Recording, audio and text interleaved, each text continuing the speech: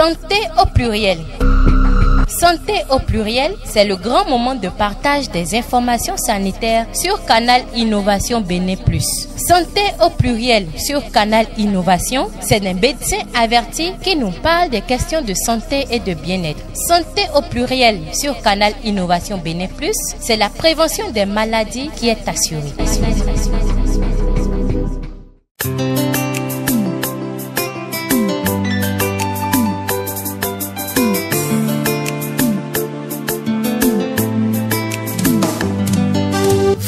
Avez choisi comme destination Porto Novo?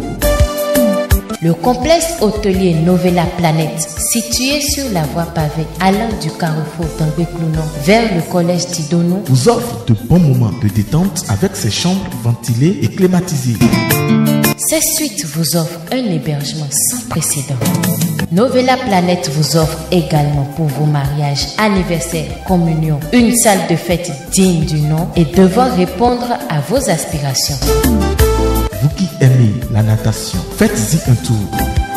Compensez également vos énergies avec ces gammes variées de mets africains et européens. Novella Planète Hôtel, le mieux-être des clients, notre leitmotiv. Pour tout renseignement, contactez-le 96 18 77 04 ou le 97 02 88 45. Novella Planète, la belle vie à Porto Novo. Bonjour à toutes, bonjour à tous. Bienvenue sur votre émission Santé au pluriel. Les hépatites provoquent aujourd'hui près de 5 000 à 6 000 décès par jour, selon les informations reçues de l'Organisation mondiale de la santé, OMS. Cette maladie est avant tout causée par un virus. Et le pire, c'est que des personnes atteintes ne se savent pas être atteintes. Alors que se passe-t-il lorsqu'on est atteint du virus d'hépatite et quand est-ce que l'hépatite peut être mortelle? La réponse à cette question, bientôt. J'ai sur ce plateau le docteur Mariano Fandé qui va nous parler un peu de ce virus-là. Docteur Mariano Fandé, bonjour. Bonjour, monsieur le journaliste. Alors, docteur Mariano Fandé est un spécialiste des questions de santé et en tant que scientifique, il va nous parler un peu de ce que c'est que l'hépatite. Docteur Mariano Fandé, qu'est-ce que l'hépatite, selon vous? Merci, monsieur le journaliste. L'hépatite, en tant que telle, c'est une inflammation des cellules du foie qui peut être causée par beaucoup de choses, notamment les virus, c'est ce qu'on appelle les hépatites infectieuses, par les médicaments que nous prenons sans contrôle, hépatite médicamenteuse, ou les hépatites toxiques. Elles sont dues par les tisanes que nous consommons à tort et à travers. Donc en généralité, voilà ce que nous pouvons dire sur les hépatites. Justement, maintenant dites-nous, quels sont les moyens de transmission de l'hépatite? Pour parler de moyens de transmission, nous allons nous spécifier uniquement sur les hépatites virales qui sont causées par les virus. Et il faut dire qu'il y a plusieurs types d'hépatites virales. Il y a l'hépatite virale A, l'hépatite virale B, l'hépatite virale C, l'hépatite virale D, l'hépatite virale E. Aujourd'hui, ce qui nous rassemble, c'est beaucoup plus parler de l'hépatite virale B. Dans une autre émission, on pourra parler de l'hépatite virale C. L'hépatite virale B, aujourd'hui, est une affection vraiment grave qui touche beaucoup de personnes, qui s'ignorent, comme vous l'avez dit dans votre introduction. Pour contracter le virus de l'hépatite B, plusieurs modes de transmission existent. Comme tout virus, il y a la transmission verticale, c'est-à-dire de la mère à l'enfant, surtout au 3e trimestre et plus prépondérentiellement au moment de l'accouchement. C'est lorsque l'enfant traverse la filière génitale, c'est-à-dire la filière génitale de la maman, qu'il a de forts risques de contracter le virus de l'hépatite B. En dehors de cette transmission verticale, il y a la transmission horizontale qui, elle, regroupe la transmission sexuelle et puis la transmission sanguine. Et cette transmission sanguine, elle est due à l'utilisation d'objets coupants d'un sujet infecté à un sujet sain. Par objet coupant, nous pourrons avoir les scarifications que nous faisons, les circoncisions, les tatouages, le piercing et parfois les séances d'acupuncture, qui sont les vecteurs de transmission du virus de l'hépatite B.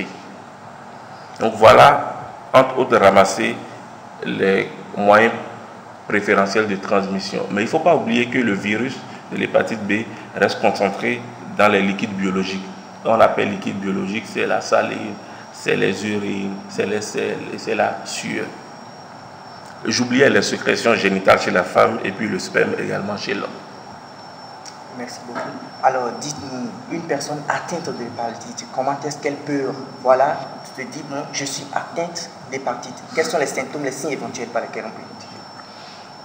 Il faut dire que l'hépatite B évolue, l'hépatite virale B évolue en fonction du sujet dans lequel il se trouve. Tout le monde ne fera pas la maladie de la même manière. Il y a des gens qui vont porter le virus de l'hépatite B toute leur vie, sans faire aucune manifestation. Quand ils feront le test, ce sera toujours positif, mais ils ne feront pas la maladie. C'est ce qu'on appelle le portage inactif. Maintenant, au cas où le sujet ferait la maladie, il y a des signes. Comme toute maladie, il y a un début, il y a la phase maladie et puis il y a l'évolution. Au début, c'est comme toute autre manifestation de n'importe quelle infection par un virus. On peut avoir de la fièvre, on peut avoir les maux de tête, parfois nausées, vomissements, et qu'on va traiter à 3 pour un paludisme. Le sujet va dire, j'ai fait le palu, j'ai traité le palu il y a une semaine. Voilà, je ressens encore les mêmes choses. Et à ces signes non spécifiques, il s'ajoute ce qu'on appelle des arthralgies, c'est-à-dire des douleurs dans les articulations. C'est des individus qui disent, j'ai la courbature, je suis fatigué, ils s'étirent à tout moment. Et enfin, il y a ce qu'on appelle l'urticaire, c'est-à-dire le sujet se gratte le corps.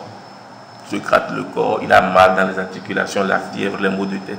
Ça, c'est des signes qui orientent vers une hépatite virale. Mais je rappelle que ces signes ne sont pas spécifiques de l'hépatite virale B, mais spécifiques d'une infection par un virus. N'importe quel virus qui vous atteint, c'est les premiers signes que vous avez. Maintenant, à la phase maladie, on a ce qu'on appelle l'ictère. L'ictère, c'est la coloration jaune des yeux ou de la peau chez un sujet qui se lève un matin, il voit que ses yeux ont changé de couleur, c'est devenu plus jaune. Or, auparavant, 1 ou 2 semaines avant, il avait fait de la fièvre, des maux de tête et autres. Il faut que ce sujet se rende dans un centre de santé pour se faire soigner et éventuellement diagnostiquer cette maladie qu'on appelle l'hépatite virale B. Alors, une fois l'hépatite virale B est identifiée chez un sujet, et quelles sont les dispositions à prendre par ce dernier? Je vais parler des moyens de traitement. Merci, monsieur le journaliste. Comme je l'ai dit, quand le sujet se rend au centre de santé et on diagnostique l'hépatite B, ce n'est pas automatiquement qu'on va le traiter. Ce n'est pas comme le paludisme où quand on fait le test du palu, on sait que vous avez le palu, il faut vous traiter. Non, l'hépatite B ne se passe pas comme ça. Comme je l'ai dit, c'est un virus et il n'y a pas des médicaments contre les virus. Ce n'est pas comme les antipaludiens qui sont dirigés contre les parasites et autres. Donc quand le sujet a l'infection de l'hépatite B positive, il y a une étape. Je vous ai dit tantôt qu'il y a des porteurs inactifs. Il y a une série de tests qu'il faut faire par la suite. Et on ne traite pas tous les individus qui ont le test de l'hépatite B positif. Ce qu'on appelle couramment chez nous dans le milieu technique l'antigène HBS. C'est ce test qui nous permet de savoir si le sujet est porteur de l'hépatite virale B ou pas. Si c'est positif, cela ne veut pas dire que vous faites la maladie, mais que vous avez le virus. Il y a d'autres tests qu'il faut faire par la suite. L'ADN du virus pour voir si la charge du virus de l'hépatite est importante dans votre organisme. Et ce n'est qu'en ce moment qu'on pourra vous traiter. Et il y a des médicaments spécifiques bien codifiés pour ce traitement-là. Revenons dans la population générale ou tout individu. Je rappelle que en population générale, si vous prenez 10 individus au hasard dans Porto-Novo, il y a 9 chez qui le test de l'antigène HBS serait positif. 90%. Mais à peine une seule personne fera la maladie. L'hépatite et va évoluer. Donc pour ça, il y a surtout les moyens de prévention. Qu'est-ce qu'il faut faire pour que moi, sujet positif, je n'évolue pas vers la maladie pour évoluer plus tard vers ce qu'on appelle la cirrhose du foie, qui est l'étape ultime de la maladie.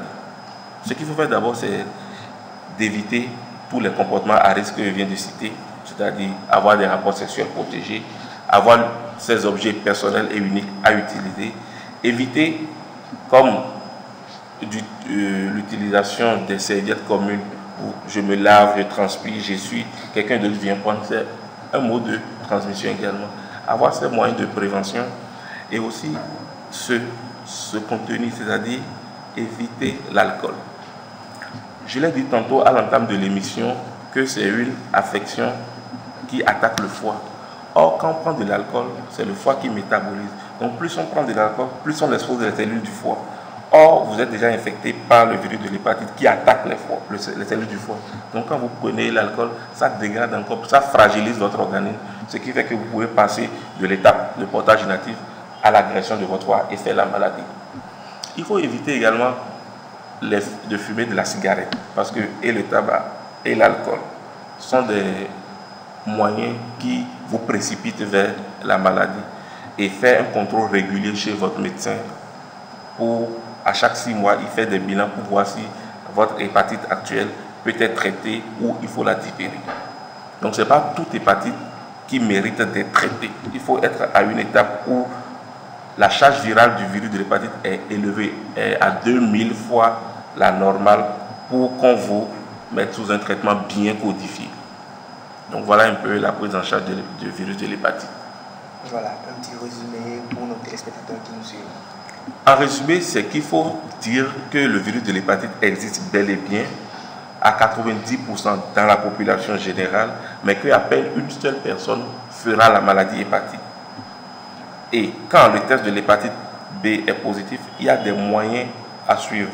Notamment, c'est avoir utilisation d'un préservatif ou des moyens de prévention de la transmission, utiliser les objets uniques pour soi, c'est-à-dire les serviettes et autres, et éviter le contact de son sang qui est déjà infecté avec le sang d'un sujet sain en utilisant les objets uniques et autres. Et tout sujet atteint de l'hépatite ne fera pas la maladie. Il y a des sujets inactifs, porteurs sains, mais quand vous avez l'hépatite, il faut aller dans un centre de santé pour vous faire soigner et vous faire suivre jusqu'au moment où on décide de vous mettre sous traitement ou pas. Un aspect important pour la prévention, c'est la vaccination.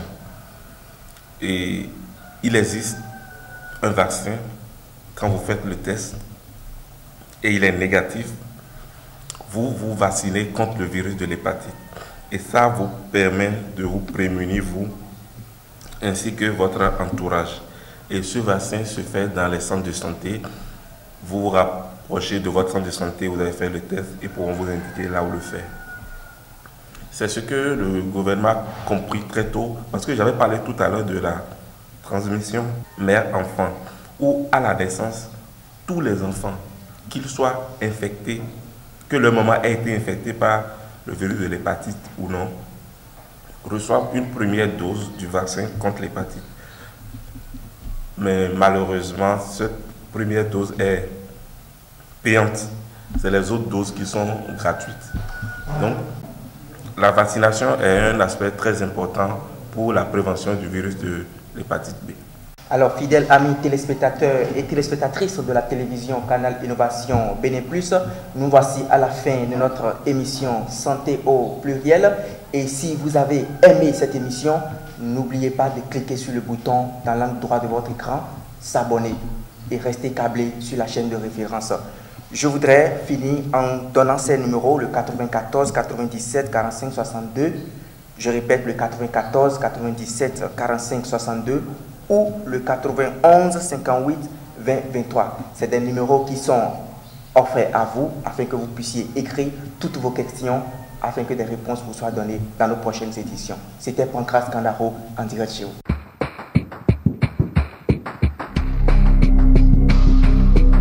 Santé au pluriel.